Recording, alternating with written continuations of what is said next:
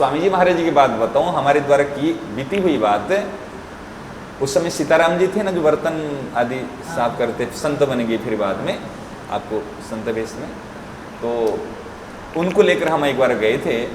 एक पहले आपको ध्यान होगा 3 नंबर गेट में एक पहले बिहार की एक व्यक्ति आए थे, उनका एक जवान बेटा, वो माइंड से माने उस समय बीएससी या एमएससी कुछ कर रहा था लड़का, वो माइंड डिस्टर्बेंस के कारण थोड़ा सा माने इससे पागलपना उनको हुआ, उसके कारण से परिवार दुखी हो गए, और माँ, पिताजी और बेटे तीनों फिर ऋषिकेश आ गए। उनके बहुत कुछ संपत्ति चले गई थी उस समय में इलाज कराने में, फिर दुखी होकर आ गए थे, यहाँ कुछ नहीं था।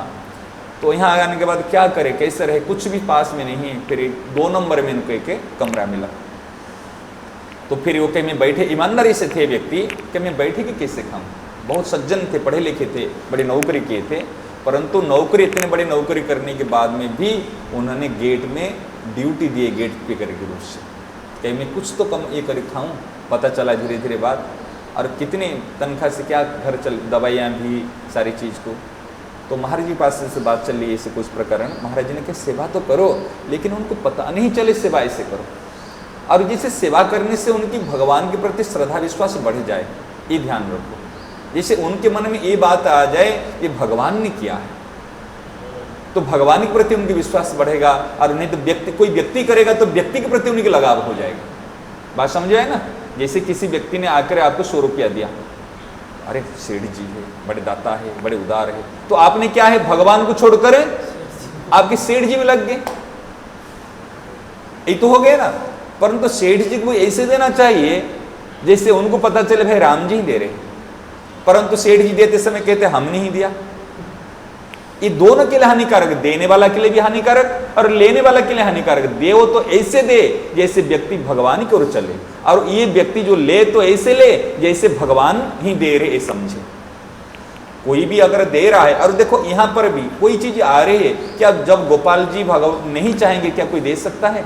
गोपाल जी आज इनको निमित्त बना दिए, कल उनको निमित्त बना दिए, कल उनको निमित्त बना लिए।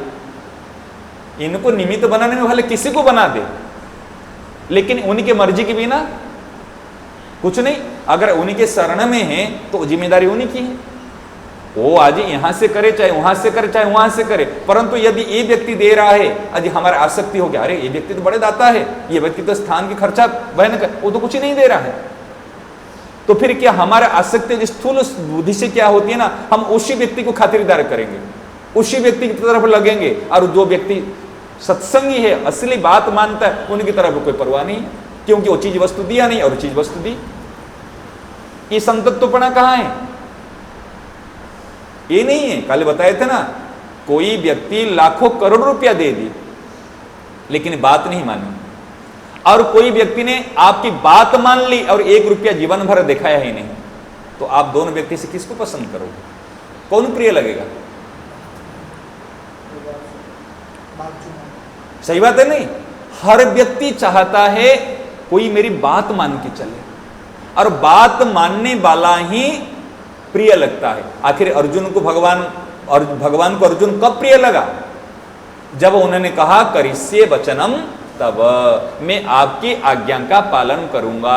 इसलिए मेरे को तो लगता है सबसे बड़ी सेवा अगर है, बड़ों की, महापुरुषों की, गुरुजन की आज्ञा पालन कर लेना सबसे बड़ी सेवा है।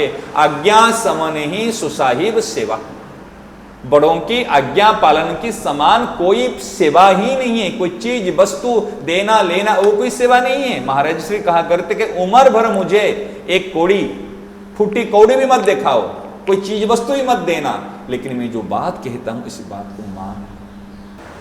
तो महाराज जी की बात बता रहे था, तो जो थे वो व्यक्ति, तो उन्होंने इससे गरीब तो थे ही, तो सीताराम जी थे। महाराज जी ने कहा देखो सेवा करनी है ना, तो इनको पता नहीं चले सेवा करो। महाराज कैसे करना?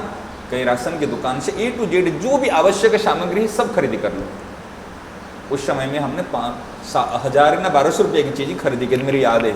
जो गीतावन 3 नंबर में दुकानें थी ना, उस समय में सारी चीज़ मिलती थी, उनसे सारी सामान मंगाए और सीताराम जी को बुलाए, उनको सारे भरे। सत्संग चल रहा था, महाराज जी को बैठा है, सत्संग चल रहा था, मैं पीछे से घूम के गया और उनको जो बाउंड्री है, सीताराम जी को कहा इसको उठा के लेके चलो। 2 नंबर जाके पहुंचा, और किवाड़ तो उस समय में जो ये था, किवाड़ लगा के ऐसे जाते ये करके, और उनके किवाड़ के पास में, कमरा के पास में लेके रख के हमने आ गए। और जैसे वो सत्संग से गए, किवाड़ के पास में अपने सामान देखे, अरे किसके सामान है, किसके सामान है, किसके सामान है, देखे सारी A to Z जो सामग्री है उनके पास कोई नहीं लिया, उनके घर के सामने तो उनका।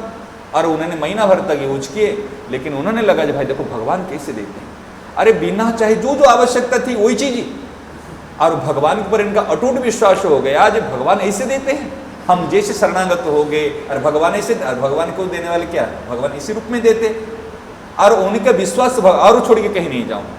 जब संतों की शरण में आ गया, सत्संग में आ गया, भगवान ऐसे निर्वाह के योग्यम वन करते, उनको अटूट विश्वास जगह जगह कहने लगे। लेकिन हमको तो पता था ना, हम देखा ये 1200 रुपया में, और उनकी श्रद्धा, उनका भाव भगवान की तरफ बढ़ गया। ये असली सेवा महाराज जी के बाद तब पता चला महाराज जी ने कितनों की सेवा की। ये हाथ करता है तो ये हाथ को पता नहीं चलता ये सेवा क्या, और हम कुछ भी करते हैं तो जगत को पता चली जाती है भाई उन्होंने क्या सेवा की। सेवा होनी चाहिए, आसक्ति नहीं होनी चाहिए। जहां राग है वहां करोगे तो सेवा नहीं होगी, वो आसक्ति है। बात समझ रहे ना, राग के कारण जो देना लेना होता है वो राग आसक्ति है, वो सेवा नहीं है। जहां पर राग नहीं है, जहां पर आवश्यकता है, और बिना चाहना के, बिना मतलब के यदि हम कुछ चीज देते हैं तो सोचते ये व्यक्ति मेरा काम आएगा।